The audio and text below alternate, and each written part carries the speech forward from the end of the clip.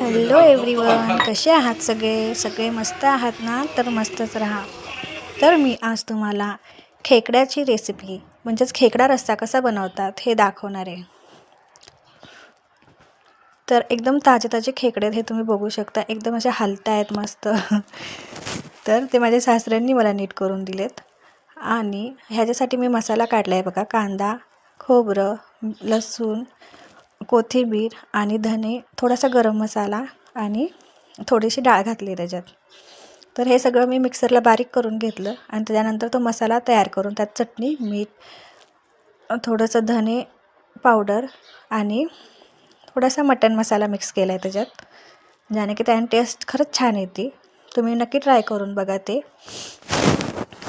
आणि जे त्या खेकड्यांचे जे नांगे असतात छोट्या छोट्या, ते आहेत ना एकदम मिक्सरला बारीक करून घ्यायचं, ते गाळून घ्यायचं आणि त्याचं जे पाणी असतं ना त्या नांग्यांचं झालेलं, ते पाणी तुम्ही त्या रश्श्यामध्ये ओता. त्याने एकदम छान टेस्ट येते त्या रश्श्याला. त्याच्यानंतर मी हा मसाला भाजून घेतला, तुम्ही बघू शकता.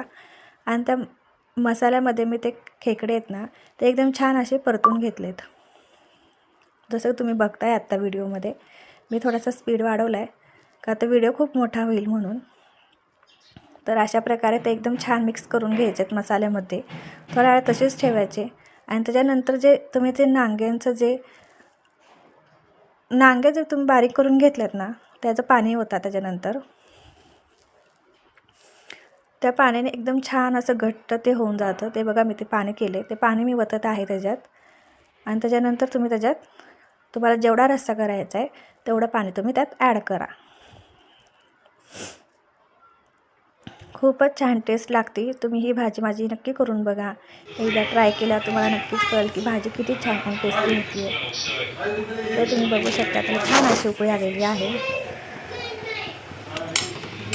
आणि त्याच्यासोबत छान अशा तांदळाच्या भाकरी पण करून बघा. खूपच छान टेस्ट येते त्या तांदळाच्या भाकरीने. एकदम भारी रस्सा झाला आहे आपला खेकड्याचा. तर तुम्ही नक्कीच ट्राय करा आणि मला कमेंट करून नक्कीच सांगा की कसा वाटला तुम्हाला. चला तर मग आपण बघूया काढून रस्सा कसा झाला आहे ते.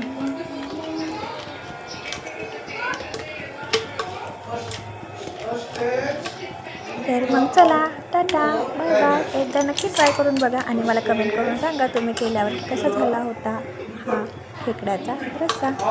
तर चला, बाय बाय.